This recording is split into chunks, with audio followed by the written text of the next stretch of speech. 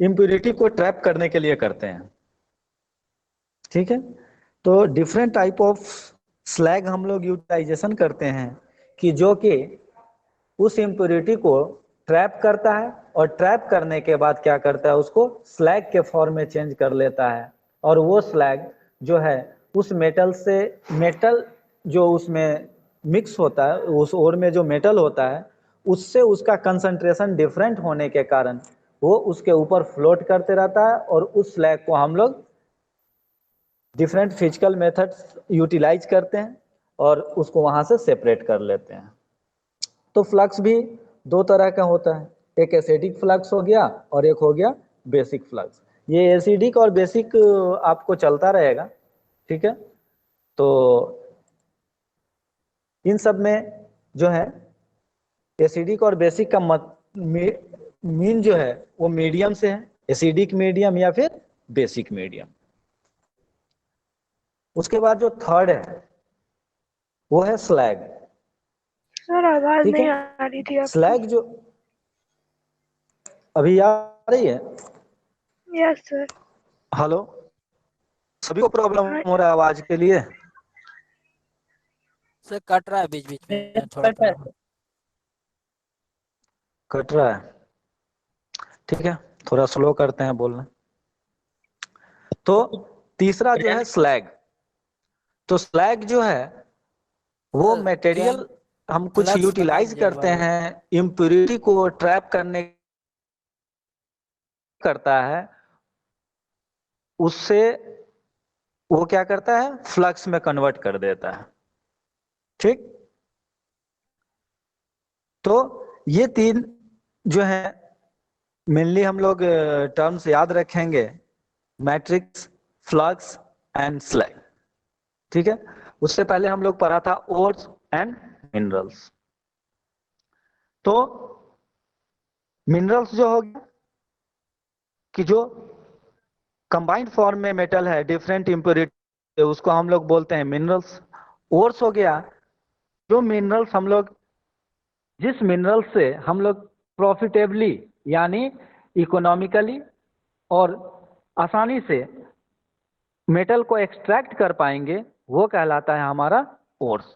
तो सारे के सारे मिनरल्स जो हो गए वो ओर्स नहीं कहलाएंगे, लेकिन सारे के सारे ओर्स जो हैं वो मिनरल कहलाएंगे। तो बहुत सारा उसमें प्रॉब्लम होता है कि जैसे मान लीजिए कोई हाईली रिएक्टिव मेटल है और वहाँ पे उस मेटल का कॉन्सेंट्रेशन बहुत कम है जिससे हम एक्सट्रैक्ट करना चाह रहे हैं, तो वहाँ से एक्सट्रैक्ट करेंगे तो वहां पे पता चला कि इम्प्यूरिटी ज्यादा, हम इम्प्यूरिटी को सेपरेट करने में ही हमको ज्यादा खर्च हो जा रहा है और मेटल का क्वांटिटी जो है हमको कम मिल रहा है। तो ओवरऑल हम देखेंगे कि हमारा जो आउटपुट है वो एक्सपेंसेस के हिसाब से बहुत कम है। या फिर दूसरा कंडीशन हो सकता है कि उस हमारे पास वो टेक्नोलॉजी नहीं हो उस मेटल को एक्सट्रैक्ट करने के लिए उस समय। तो दोनों कंडीशन हो सकता है, या तो हमारे पास टेक्नोलॉजी नहीं हो या फिर हम मेटल को एक्सट्रैक्ट कर रहे हैं, वो मेटल एक्सट्रैक्शन हमारे जो यूटिलाइजेशन कॉस्ट है उससे ज्यादा पड़ रहा है। तो जब ये यूटिलाइजेशन कॉस्ट जो है हमारा एक्सट्रैक्शन कॉस्ट से ज्यादा होगा, यानी हम जिस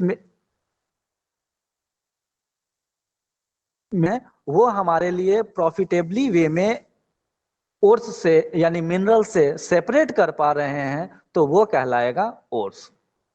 तो मिनरल्स एंड ओर्स। उसके बाद जो है मैट्रिक्स, फ्लक्स एंड स्लैग। तो ये चारों जो है मैट्रिक्स, फ्लक्स एंड स्लैग, ये तीनों जो टर्म्स है वो इसके इम्प्योरिटी से रिलेटेड है। तो मैट्रिक्स जो है वो कहाँ होता है, वो आपको मैट्रिक्स जो बोलते हैं पूरे इम्प्योरिटी को, जिसको हम लोग फिजिकल मेथड से अलग कर पाते हैं, जैसे सैंड हो गया, क्ले हो गया, रॉक हो गया, जैसे आप हिंदी में समझिए तो कीचड़ हो गया या धूल कण हो गया या फिर आपका पत्थर हो गया। तो इसमें हम लोग बहुत सारा मेथड यूटिलाइज करते हैं, हाइड्रोलिक वॉशिंग यूटिलाइज करते हैं या हैंड पिकिंग यूटिलाइज करते हैं। जैसे हमारे नॉर्मली खाने पीने के सामान में अगर पत्थर वगैरह आ जाता है तो उसको हम लोग क्या करते हैं, देखते हैं बहुत लोग को घरों में देखते होइएगा कि उनकी मदर वगैरह क्या करती है, उसको चुन लेती है हाथ से पत्थरों को, तो उसको बोलते हैं हैंड पिकिंग। तो कुछ जो है कहीं कहीं पे हैंड पिकिंग भी यूटिलाइज होता है, कहीं कहीं पे हाइड्रोलिक वॉशिंग भी यूटिलाइज होता है। तो ये डिपेंड करता है कि किस तरह का इम्प्योरिटी उसमें है, और उस इम्प्योरिटी के बेसिस पे हम लोग डिफरेंट मेटल जो है वहां से एक्सट्रैक्शन के लिए उसको इस्तेमाल करते हैं। अब तीसरा अब नेक्स्ट टॉपिक जो है extraction of metal according to reactivity.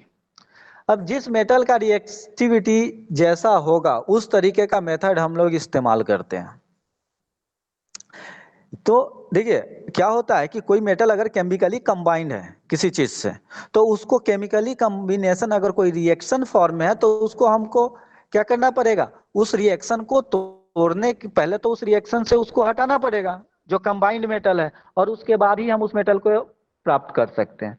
दूसरा है कि मॉडरेट रिएक्टिव है, तो मॉडरेट रिएक्टिव है तो उसको हम लोग कोई फिजिकल मेथड भी यूटिलाइज करते हैं, रिडक्शन ऑक्सीडेशन करके उसको सेपरेट कर सकते हैं।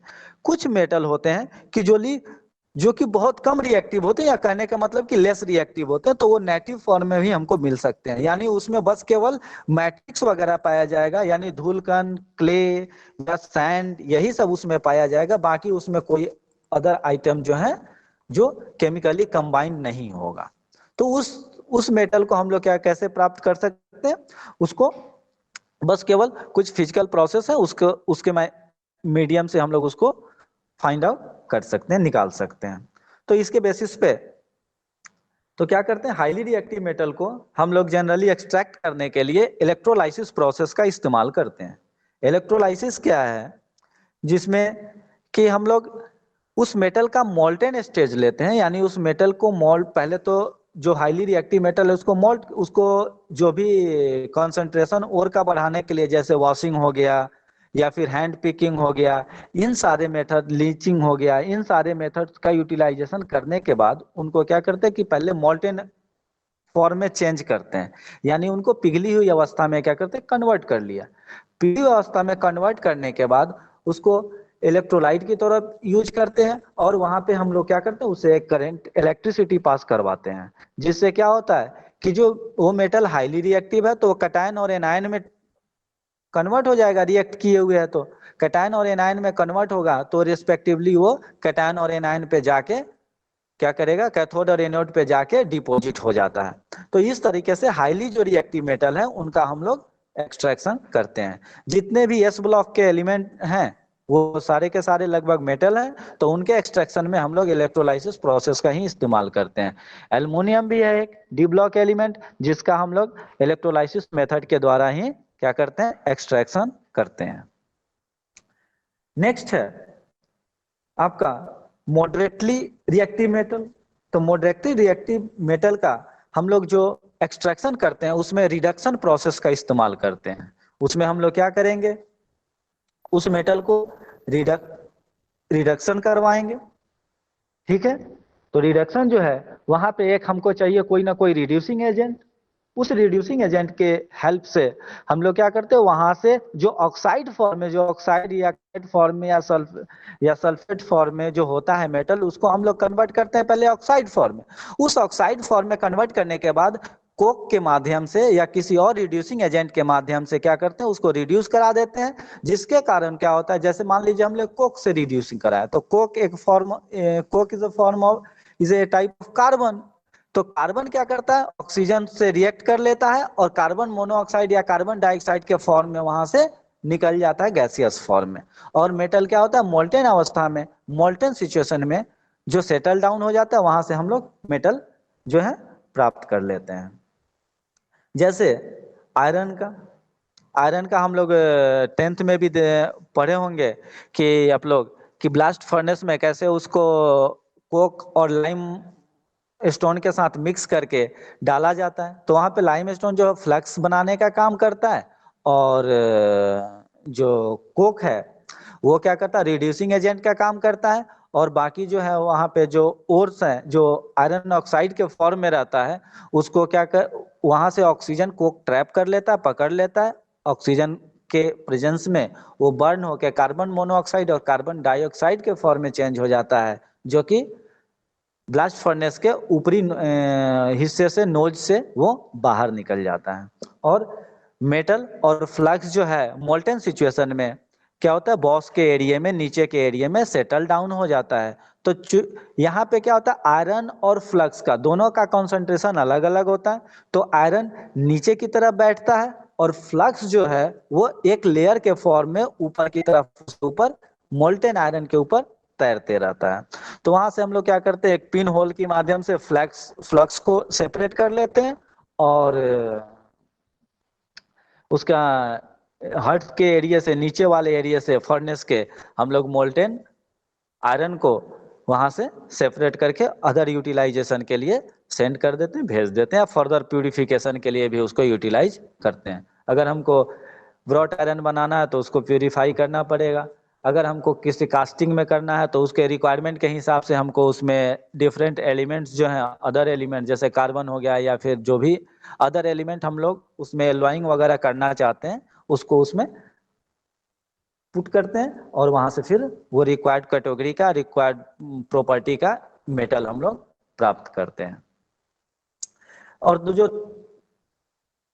अब तीसरा जो मेटल हो गया वो लेस रिएक्टिव मेटल है। तो लेस रिएक्टिव मेटल को जो है बस केवल हम लोग हीटिंग के माध्यम से वहां से सेपरेट कर सकते हैं। जैसे कि कॉपर हो गया या मरकरी हो गया, ये ना तो मॉडरेट रिएक्टिव है ना ही हाईली रिएक्टिव है, ये लेस रिएक्टिव है। तो इसको हम लोग रिएक्टिविटी के हिसाब से पूरे मेटल को हम लोग 4 कैटेगरी में बांट दिए हैं। एक highly reactive, moderate reactive, less reactive and very less reactive. तो लेस रिएक्टिव मेटल जो होता है बस उसको क्या करना, हीट करना पड़ता है। हीट करने के बाद क्या होता है कि जो मेटल और ऑक्सीजन का बॉन्डिंग जो होता है, ये मेटल जो लेस रिएक्टिव है वो जनरली ऑक्साइड फॉर्म में आपको मिलेगा। और तो वहां पे क्या होता है कि जो ऑक्साइड फॉर्म में जो ओर है वो लूजली यहाँ से बाउंडेड होते हैं, तो उनको बस हीट एनर्जी मिलना चाहिए। हीट एनर्जी से ही वो ऑक्साइड क्या होता है, कन्वर्ट हो जाता है। हीट होगा तो वो कन्वर्ट, ऑक्साइड जो है वो सेपरेट हो जाएगा और मेटल हमको वहां से मिल जाएगा। तो इस कैटेगरी में आते हैं जनरली कॉपर और मरकरी। उसके बाद फोर्थ कैटेगरी है। फोर्थ कैटेगरी जो है हमारा वो है आपको वेरी लेस रिएक्टिव। तो वेरी लेस रिएक्टिव में जनरली हम लोग 3 मेटल को पढ़ते हैं, वो है आपका सिल्वर, गोल्ड एंड प्लेटिनम। इसमें प्लेटिनम सबसे कम रिएक्टिव है, ठीक है। उससे ज्यादा रिएक्टिव आपको गोल्ड और उससे ज्यादा रिएक्टिव सिल्वर। लेकिन तीनों को हम लोग वेरी लेस रिएक्टिव में मेटल में यूटिलाइज करते हैं, क्योंकि ये नॉर्मल कंडीशन में अगर हम ओपन एयर में भी इसको छोड़ दी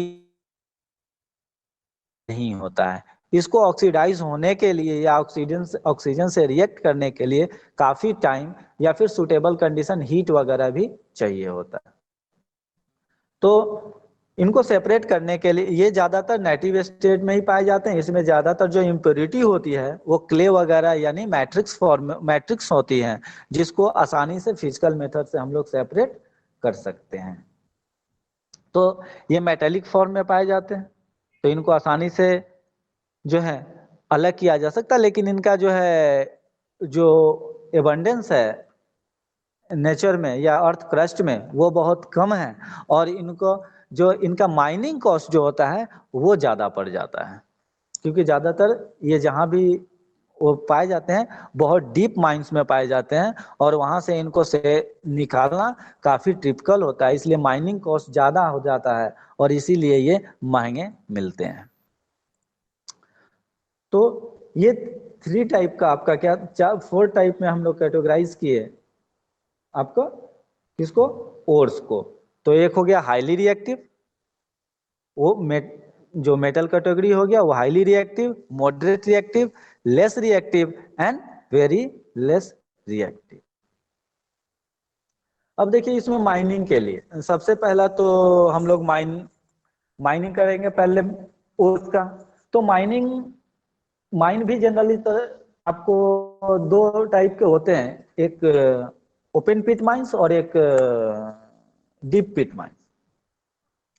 तो ओपन पिट माइंस में जनरली आपको कॉस्ट कम पड़ता है, डीप पिट माइंस में कॉस्ट ज्यादा पड़ता है। तो उस पर भी डिपेंड करता है कि जो मेटल है वो कॉस्टलियर होगा या फिर वो जो है चीपर होगा।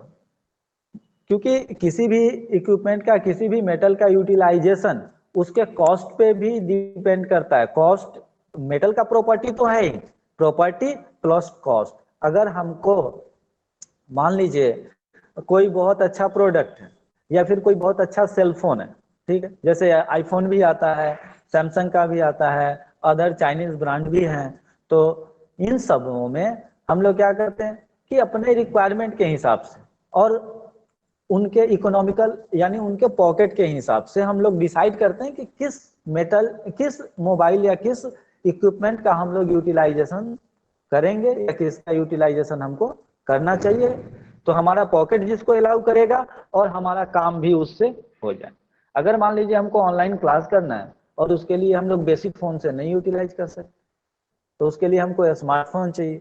लेकिन अब सोचे कि हम लोग ऑनलाइन फोन, वो ऑनलाइन क्लासेस के लिए अगर हमको चाहिए कि आईफोन ही हमको चाहिए, तो वो भी अगर हमारा पॉकेट अलाउ नहीं करता तो हम उसको डिजर्व या उसको हम परचेज नहीं कर पाएंगे। तो किसी भी मेटल का यूजेबिलिटी, उसका यूटिलाइजेशन डिपेंड ये इस पे भी करता है कि वो मार्केट में उसकी उपलब्धता कितनी, उसका वो प्रॉपर्टी है कि नहीं जिस डिजायर प्रॉपर्टी के लिए हम उस मेटल का यूटिलाइजेशन कर रहे हैं, और हमारे कॉस्ट के हिसाब से वो सुटेबल बैठ रहा है नहीं। तो एक हो गया। उसके बाद सबसे पहला प्रोसेस जो हो गया ओर फाइंडिंग करने का, वो माइनिंग ऑफ ओर, ठीक है, इसको नोट डाउन करते जाइएगा थोड़ा। माइनिंग ऑफ ओर पहला, ठीक, नोट्स इसका वो कर देंगे हम, लेकिन कभी थोड़ा नेटवर्क उसके कारण नोट वो डिस्प्ले नहीं हो पा रहा है। तो पहला माइनिंग ऑफ ओर, तो जब ओर माइन हो गया उसके बाद उस ओर को, तो ओर तो मिलेगा, ऐसा नहीं कि ओर एकदम डस्ट फॉर्म में मिले या पाउडर फॉर्म मिले, ओर तो आपको मिलेगा स्टोन के फॉर्म में। डिफरेंट साइज का स्टोन होगा, बड़े बड़े चट्टान टाइप के भी हो सकते हैं, छोटे भी हो सकते हैं, क्ले भी हो सकता है, डस्ट भी हो सकता है। तो उसको क्या करना पड़ेगा, सबसे पहले तो उसको एक नॉर्मल फॉर्म में यानी एक डस्ट के फॉर्म में उसको कन्वर्ट करना पड़ेगा, एक रेगुलर साइज में, जिसपे कि हम डिफरेंट फर्दर प्रोसेस को इस्तेमाल कर सकते हैं, ठीक है। तो अब क्या यहाँ पे उसको क्या करते हैं, उस प्रोसेस को बोलते हैं साइजिंग ऑफ ओर, यानी ओर को डिफरेंट नॉर्मल या छोटे छोटे फॉर्म में या डस्ट फॉर्म में कन्वर्ट करना। तो इसको हम लोग डिफरेंट में से क्रशिंग या ग्राइंडिंग से कर सकते हैं, यानी उसको क्रश कर दिए, उसको छोटे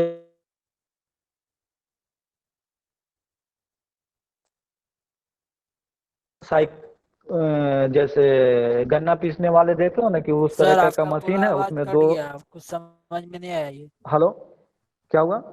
आपका पूरा आवाज कट गया सर इसमें। आवाज डिस्टर्ब हो रहा है? Yes sir. अच्छा, ठीक है। कभी वो होता है ना कि धीरे धीरे बोलते बोलते आदमी फ्लो में फिर स्पीड वही नॉर्मल आ जाता है जो वो रहता है, ठीक है। थोड़ा नेटवर्क प्रॉब्लम है, थोड़ा अपना स्पीड, हम बोलने का थोड़ा स्पीड करते हैं।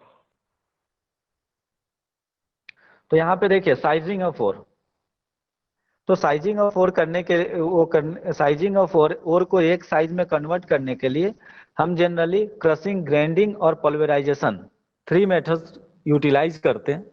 क्रशिंग या ग्राइंडिंग या फिर पल्वेराइजेशन। तो इन तीनों मेथड के हेल्प से किसी में कोई मेथड यूटिलाइज होगा, किसी में कोई मेथड, वो नेचर ऑफ ओर और साइज ऑफ ओर एंड उसके इम्प्योरिटी और ओर्स के टाइप पे बिहेव डिपेंड करेगा कि हमको कौन सा मेथड यूटिलाइज करना है। नेक्स्ट जो प्रोसेस है उसमें कंसंट्रेशन ऑफ ओर्स, यानी ओर को क्या करना है, जो ओर है उसमें से उसका कंसंट्रेशन इंक्रीज करना है, यानी जो क्ले है, डस्ट है, या फिर आपका जो सॉइल है, सैंड है, और जो स्टोन्स हैं, उनको वहां से कम करना, उनकी मात्रा हटानी है। तो इसके लिए हम लोग क्या करते हैं, हैंड पिकिंग, हाथ से चुनना। जैसे घर वगैरह में लोग चावल वगैरह से इम्प्योरिटी को हटाते हैं खाना बनाने से पहले, या फिर पल्सेस वगैरह से भी हम लोग क्या करते हैं, इम्प्योरिटी को अलग करने के लिए लोग हैंड पिकिंग यूटिलाइज करते हैं।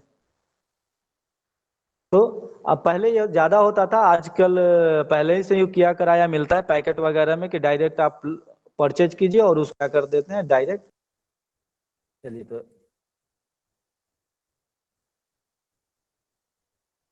ये देखिए 2 व्हील है,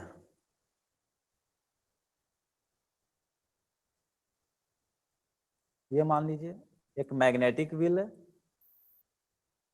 और ये जनरल व्हील है। इसमें क्या है, यहां से ये दोनों जो है बेल्ट से कनेक्टेड है,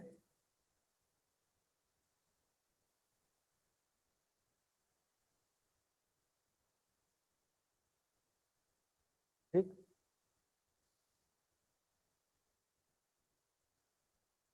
यहां से जो है हम लोग ओर को इस बेल्ट पे डाल रहे हैं, डस्ट फॉर्मेट में जो ओर है वो यहां से इस बेल्ट पे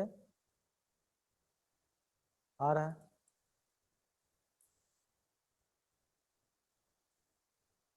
ओर और इम्प्योरिटी दोनों इसमें,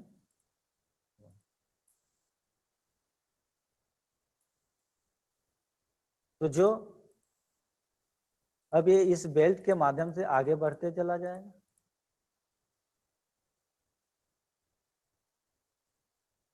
इस तरीके से मान लेते हैं ये ग्रीन वाला जो है ये ओर है और इम्प्योरिटी जो है वो मैग्नेटिक सेंसिटिव है, यानी मैग्नेटिक प्रॉपर्टी जो है वो शो कर रहा है। तो इससे हम लोग क्या करते हैं कि एक से ओर को दिखाया है तो दूसरे से हम इम्प्योरिटी को दिखा देते हैं।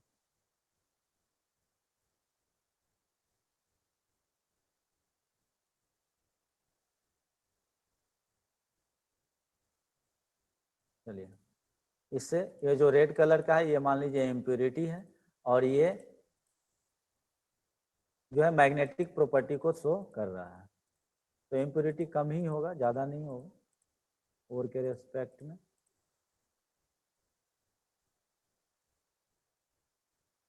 अब इम्प्योरिटी जो है वो मैग्नेटिक प्रॉपर्टी शो कर रहा है, तो जैसे ही ये रोल करेगा इसके साथ ये तो चिपका हुआ रहेगा, ये इसके साथ चिपका हुआ रहेगा रोल करते समय। लेकिन जैसे ही ये मैग्नेटिक बेल्ट के इधर आएगा, यहाँ मैग्नेटिक प्रॉपर्टी खत्म हो गया तो ये नीचे की तरफ यहाँ कलेक्ट हो जाएगा, यहाँ पे और जो है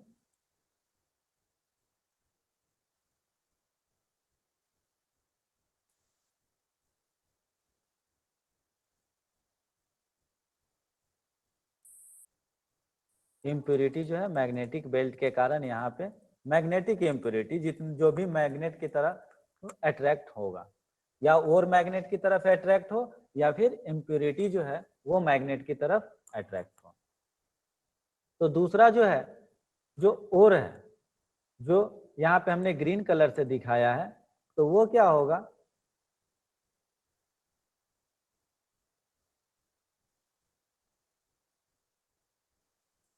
वो जो है वो भी इसके साथ आएगा। लेकिन ये मैग्नेटिक प्रॉपर्टी शो नहीं करता है तो ये व्हील के साथ अटैच नहीं होगा और ये यहाँ सामने की तरफ यहाँ पे इकट्ठा हो जाएगा।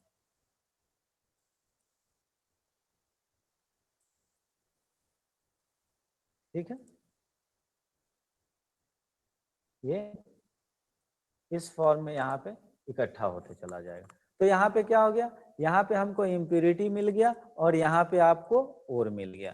तो ये किस तरह के ओर होंगे, वैसे इम्प्योरिटी या ओर जो कि मैग्नेटिक प्रॉपर्टी शो करें।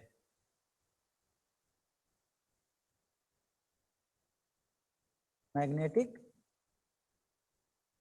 प्रॉपर्टी तो शो करें, इसके जो मैग्नेटिक प्रॉपर्टी शो करेगा उसी ओर या फिर इम्प्योरिटी का हम लोग मैग्नेटिक सेपरेशन कर पाएंगे। उसके बाद है केमिकल सेपरेशन, जिसमें लिंचिंग वगैरह हम ये लोग यूटिलाइज करते हैं, तो उसको हम लोग जब लिंचिंग प्रोसेस पढ़ेंगे तब देखेंगे, ऐसे याद कर लीजिए केमिकल सेपरेशन। दूसरा चीज है जैसे फ्लोट फ्लोटेशन के बारे में बताए थे, तो उसमें क्या होता है कि ऐसे इस तरीके से ग्रुप्स बने होते हैं, ऐसे हुआ। फिर यहाँ से इस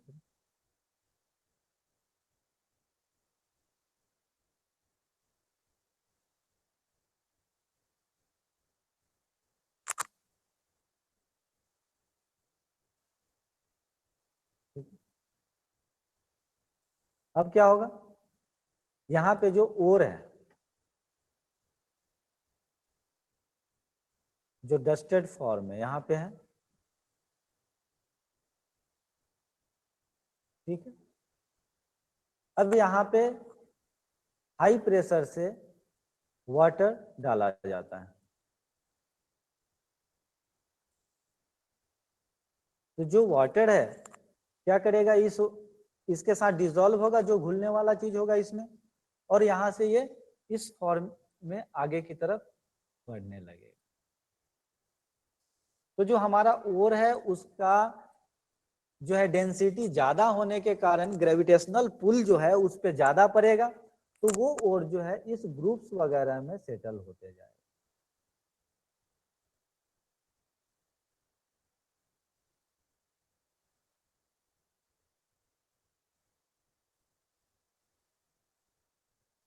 या और बहुत सारा ओर जो है यहाँ से डिस्प्लेस ही नहीं होगा, यहीं पे आपको मिल जाएगा। और इम्प्योरिटी जो है ये नीचे जो जो हम वाटर को इकट्ठा करेंगे वहां पे ये इम्प्योरिटी वगैरह जो है वो आके यहाँ पे बैठ जाए।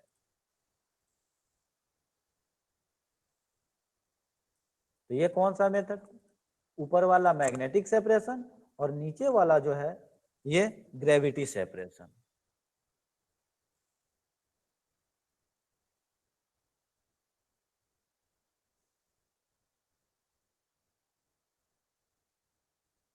यहाँ पे हम लोग ग्रेविटी सेपरेशन यूटिलाइज कर रहे हैं, और यहाँ पे जो है ये है गया आपका मैग्नेटिक सेपरेशन।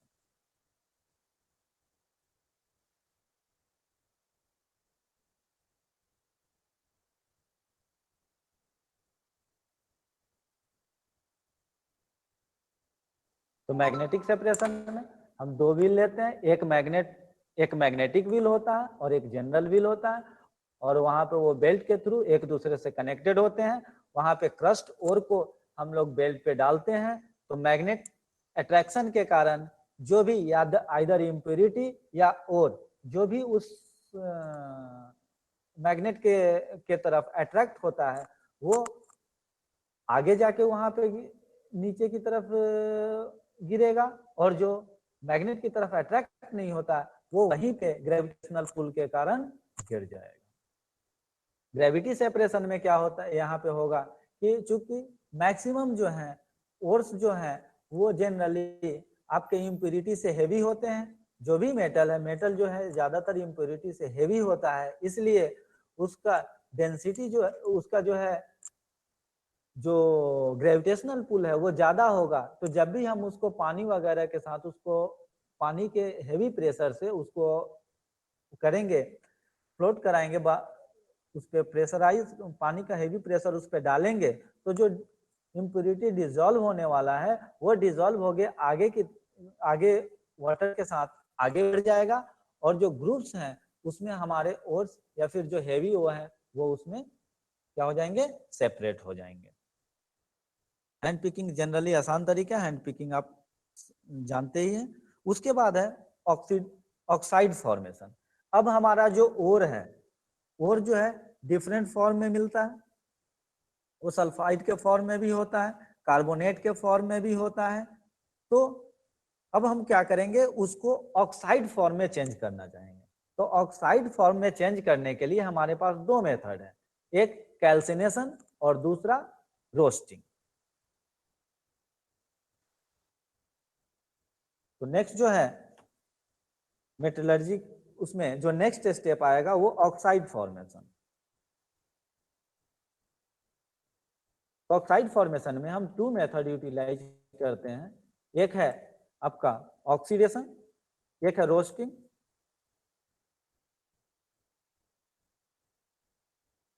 और दूसरा कैल्सिनेशन।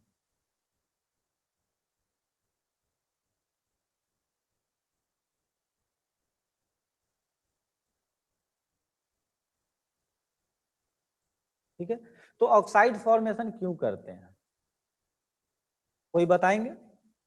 ऑक्साइड फॉर्मेशन अगर हम उसी से निकाल लेते सीधा, सल्फाइड फॉर्म में है या कार्बोनेट फॉर्म में है, उसी से सीधा रिडक्शन करा देते, तो क्या उसके रिडक्शन में कोई दिक्कत होगा, या फिर ऑक्साइड फॉर्मेशन से हमको फायदा क्या होगा?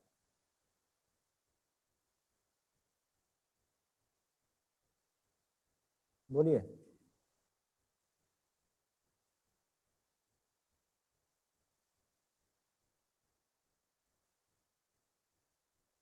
क्या होता है?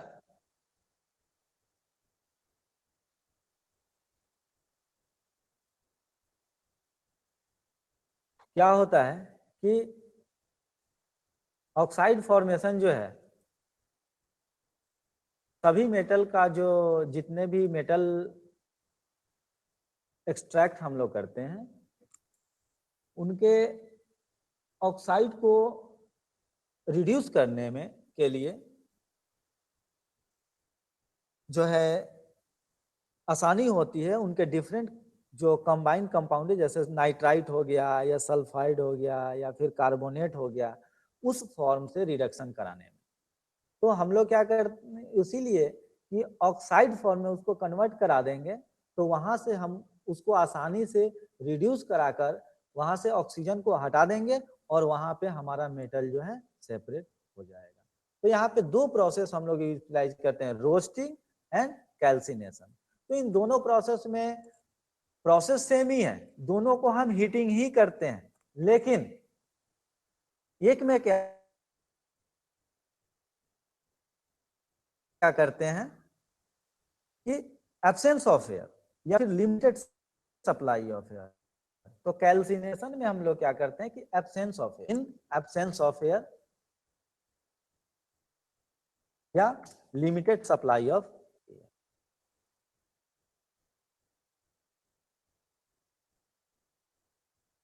यानी एयर की उपस्थिति जो होगी, एयर का प्रेजेंस जो होगा वो बिल्कुल कम होगा या फिर न के बराबर होगा।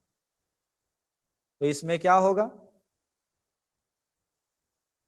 इसमें क्या होगा, और हीट कहां तक करेंगे, below fusion temperature, below fusion temperature heating. पहला कंडीशन क्या हो गया, इन एब्सेंस ऑफ एयर या limited supply of air. Heating किया जाता है किसमें, इन द एब्सेंस ऑफ एयर या फिर लिमिटेड सप्लाई ऑफ एयर। कहां तक हीट करेंगे, बिलो फ्यूजन टेम्परेचर।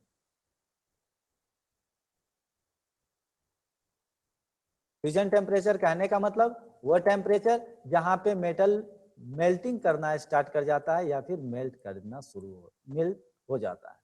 तो मेल्टिंग टेम्परेचर से नीचे नीचे तक हम उसको क्या करेंगे, हीट करेंगे। हमको मेटल मेल्ट नहीं होना चाहिए, मेटल मेल्ट हो जाएगा तो वो और क्या करेगा, रिएक्शन उसका बढ़ जाएगा और अंदर डीपली रिएक्ट हो जाएगा, डीपली रिएक्शन हो जाएगा, बॉन्डिंग टूटने के जगह और ऑक्सीजन से रिएक्ट कर जाएगा, या फिर उसमें जो भी है कार्बनिक, वो जो कार्बन डाइऑक्साइड या जो भी है वो और पेनिट्रेट कर जाएगा और अंदर तक उसमें बॉन्डिंग हो जाएगा, हो सके कोई और से रिएक्ट कर जाए मेल्टिंग के बाद। तो हम लोग क्या करते हैं, उसको बिलो फ्यूजन टेम्परेचर तक हीट करते हैं इन द एब्सेंस ऑफ एयर या लिमिटेड सप्लाई ऑफ एयर। तो यहाँ होगा क्या, ऐसा करने से होगा क्या, तो जितने भी ऑर्गेनिक मैटर हैं, मॉइस्चर, वाटर, फिर जो भी वोलेटाइल मटेरियल है, वो क्या होगा, वो वहां से वोलेटाइल हो जाएगा, वो वहां से वेपर बन के उड़ जाएगा, हट जाएगा। तो किस तरह के ओर का हम लोग ऐसे करते हैं, कार्बोनेट ओर जो है या फिर हाइड्रेटेड ऑक्साइड ओर जो है, उनका हम लोग कैल्सिनेशन करते हैं। किसका करते हैं, और इसमें क्या हो गया, कार्बोनेट ओर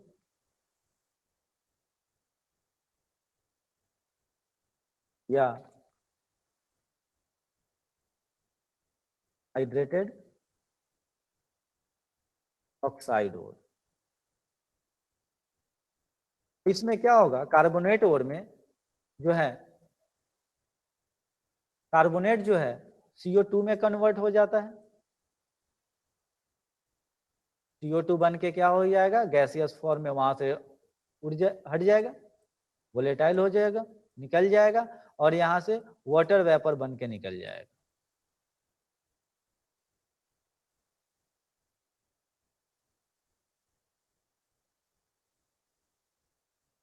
ठीक है, ये यहां से निकल गया।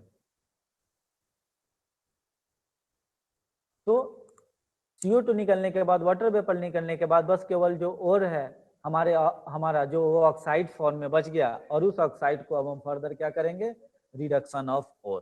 तो ये दोनों process, calcination in the absence या limited supply of air, below fusion temperature, और कौन से ओर का किया जाता है, कार्बोनेट ओर या हाइड्रेटेड ऑक्साइड ओर। दूसरा जो हमारा मेथड है वो है रोस्टिंग। तो रोस्टिंग जो है, रोस्टिंग हम लोग करते हैं इसके in the excess of air, excess supply of air, air का वहां ज्यादा से ज्यादा सप्लाई होगा। तो यहाँ पे वैसे ओर्स का हम लोग रोस्टिंग करेंगे जिसको कि हमको एयर सप्लाई करके उसको बर्न कराना हो, जलाना हो, और ये एक ऑक्सीडेशन प्रोसेस है।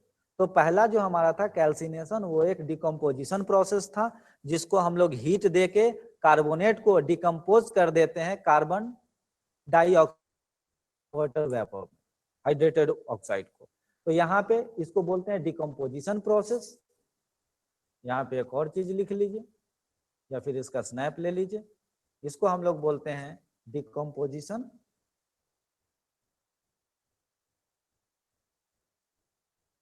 प्रोसेस। ठीक है, इसको जो बोलते हैं, ये जो है एक ऑक्सीडेशन प्रोसेस है।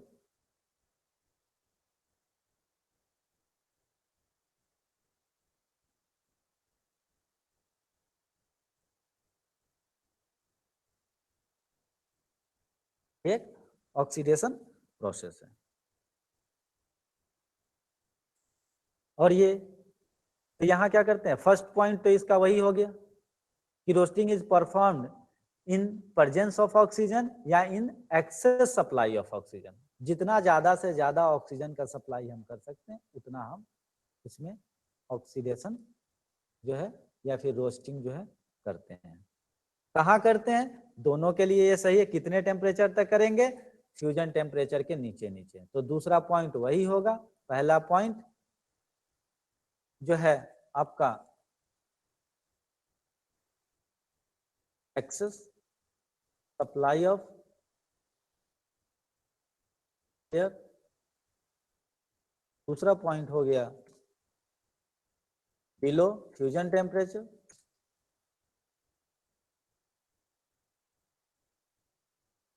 तीसरा हो गया किस ओर का करते हैं,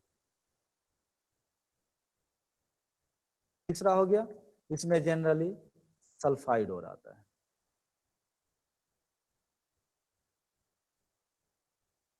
सल्फाइड ओर जो होते हैं उसको हम लोग उसका रोस्टिंग करते हैं ताकि सल्फर जो है वो बर्न हो जाए और oxygen in the presence of oxygen, और वो सल्फर डाइऑक्साइड SO2 बन के वहां से रिमूव हो जाए। ये ऑक्साइड फॉर्मेशन समझ में आया सभी को?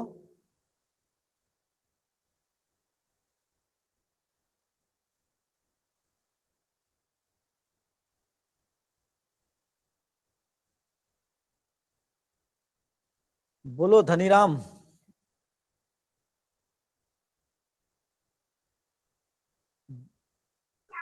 सर आया तो लेकिन उतना अच्छे से नहीं। सर शुरू से ही अच्छे से समझ में प्रेजेंटेशन नहीं रहता है आया। तो कुछ ठीक से समझ में आता है, इस तरह नहीं आया कुछ अच्छा से। अच्छा चलिए, इसको नेक्स्ट क्लास में भी रिपीट करेंगे। अभी इतना जो टर्म्स है वो टर्म्स सारा आप नोट डाउन किए हैं?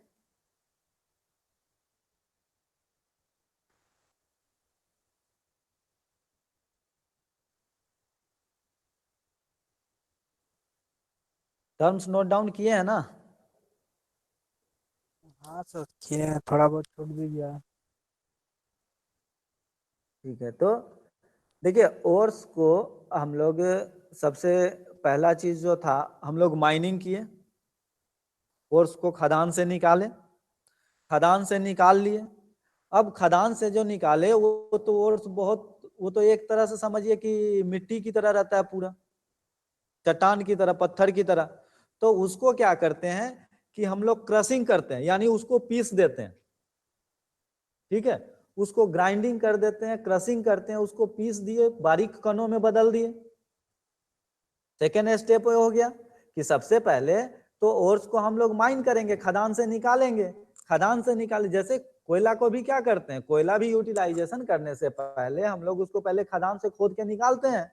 खोद के निकालने के बाद उसमें क्या करते हैं कि उसको क्रशिंग करते हैं, उसको छोटे छोटे पार्टिकल में या स्मॉल पार्टिकल में बदलते हैं। छोटे पार्टिकल में कोयला को भी क्यों बदलते हैं, क्या कि वहां पे बर्निंग हो पाएगा, वहां पे इम्प्योरिटी जो है उस इम्प्योरिटी को हम आसानी से सेपरेट कर पाएंगे। उसमें भी बहुत सारा डस्ट मिला होता है। तो अगर मान लीजिए स्टील हमको बनाना है किसी कोयला को मिलाकर, तो लोहा के साथ, तो वहां पे प्योर हो जाना चाहिए कोयला। अगर वहां पे मिट्टी या इम्प्योरिटी भी चला गया तो उतना लो ग्रेड का स्टील हो जाएगा। तो वैसे ही कोई भी मेटल को एक्सट्रैक्ट करने के लिए, निकालने के लिए, सबसे पहला क्या हम क्या करते हैं कि उसको माइन से पहले निकालें।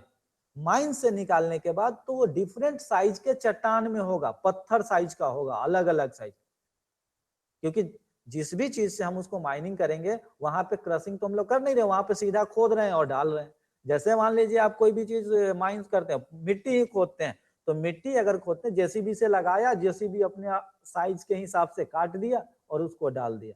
मान लीजिए कोई घर, कोई स्ट्रक्चर हम लोग तोड़ते हैं, तो उस स्ट्रक्चर को तोड़ते हैं तो वो ऐसा थोड़ी होता है कि एकदम बारीक कणों में बदल जाता है। वो तो ईंट का अलग बड़ा बड़ा सा स्लेब टाइप का टुकड़ा ऐसे टूटा हुआ होता है। उस टुकड़े को मान लीजिए हमने ट्रैक्टर में डाला और कहीं दूसरे जगह ले गया। अगर उसको एकदम क्या करना है, कहीं रोड में ही बनाने के लिए हमको डालना है, फिर से मान लीजिए कि उसी मटेरियल को सोच रहे हैं कि हम लोग यूज कर लें, तो क्या करते हैं उसको क्या ये स्मॉल पार्टिकल में पहले बदलना पड़ेगा वहां पे, क्या कि वो इवनली डिस्ट्रीब्यूट हो जाए।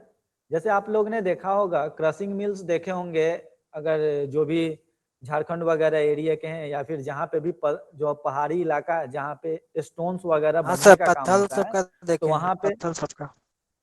हाँ पत्थर वगैरह का देखे ना, तो उसको क्या करता है कि एक साइज के रेगुलर साइज में उसको तोड़ता है।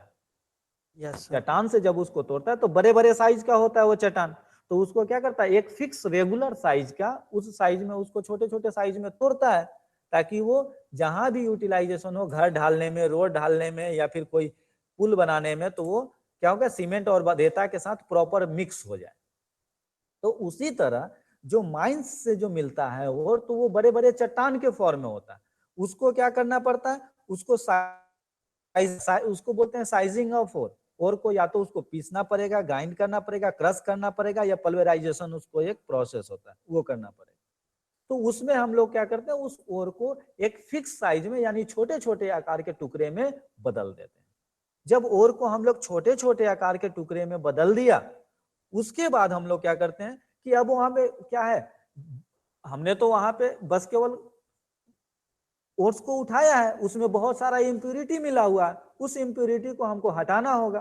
तो इम्प्यूरिटी को हटाना होगा, तो जैसे जैसे हम इम्प्यूरिटी उसमें हटाएंगे, इम्प्यूरिटी की मात्रा कम होगी, वैसे वैसे ओर का कंसंट्रेशन क्या होगा, बढ़ने लगेगा। तो उस स्टेप को बोलते हैं कंसंट्रेशन ऑफ ओर। तो कहीं कहीं पे आप देखेंगे जो साइजिंग वगैरह करते हैं उसको ड्रेसिंग भी बोलते हैं या साइजिंग भी बोलते हैं। दूसरा, इसको जनरली हम लोग प्रोसेस में जब पढ़ते हैं, स्टेप पढ़ते हैं, तो एक ही स्टेप दे देता है, ड्रेसिंग एंड कंसंट्रेशन। तो ड्रेसिंग भी करना है, यानी छोटे छोटे एक बराबर टुकड़े में बदलना भी है, और उसका कंसंट्रेशन भी बढ़ाना है। तो कंसंट्रेशन में हम क्या करते हैं, मान लीजिए आपने खेत से गेहूं वगैरह लेके आया, उसमें क्या होता है, डस्ट होता है। तो डस्ट होता है तो आप क्या करते हैं, उसको पानी में डालते हैं, धो देते हैं, और उसको फिर गेहूं को आटा बनाने के लिए दे देते हैं मिल वगैरह में। तो यहां भी हम लोग वो चीज करते हैं कि जो ओर आया उसको डिफरेंट मेथड्स, अब वो किस मेथड, उसमें इम्प्यूरिटी के हिसाब से डिसाइड होगा कि कैसा है। अगर वाटर सॉल्युबल इम्प्यूरिटी है, अगर इसको धोने से अगर निकल जाएगा, तो हम लोग क्या करेंगे, उसको बस केवल धो देंगे। उसमें तो जब हाई प्रेशर लगाने, जैसे आप लोग गाड़ी वगैरह धोने के लिए जाते हैं तो देखते हैं कि हाई प्रेशर वाला जो है वो थोड़ा मार दो, ज्यादा जितना भी धूल कण वगैरह है सारा निकल जाएगा, बह जाएगा।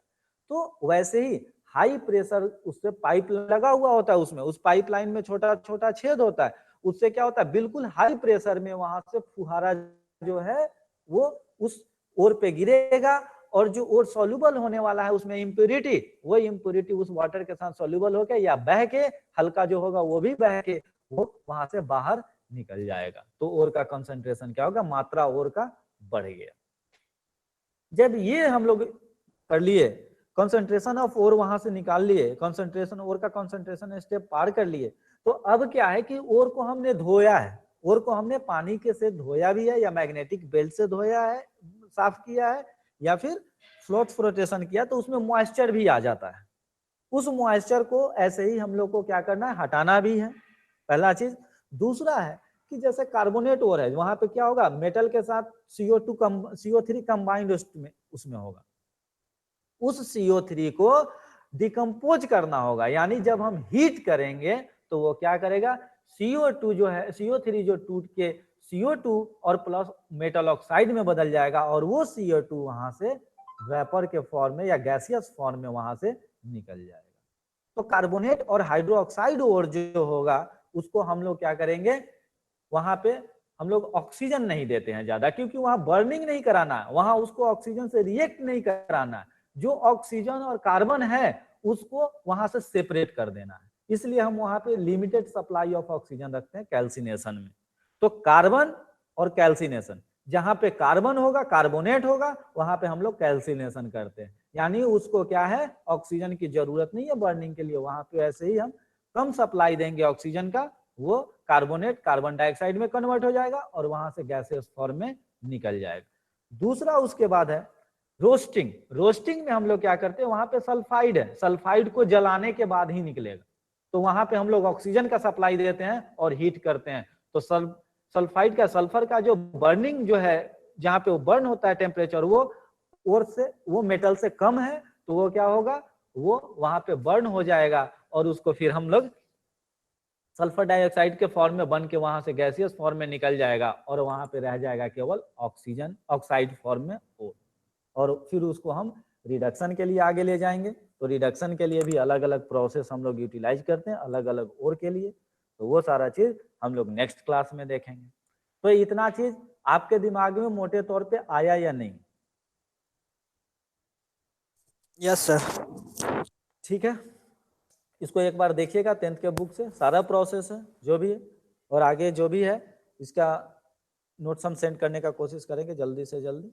ठीक है, चलिए आज के लिए ओके, टाइम हो थैंक गया यू है क्या? सर। Yes sir.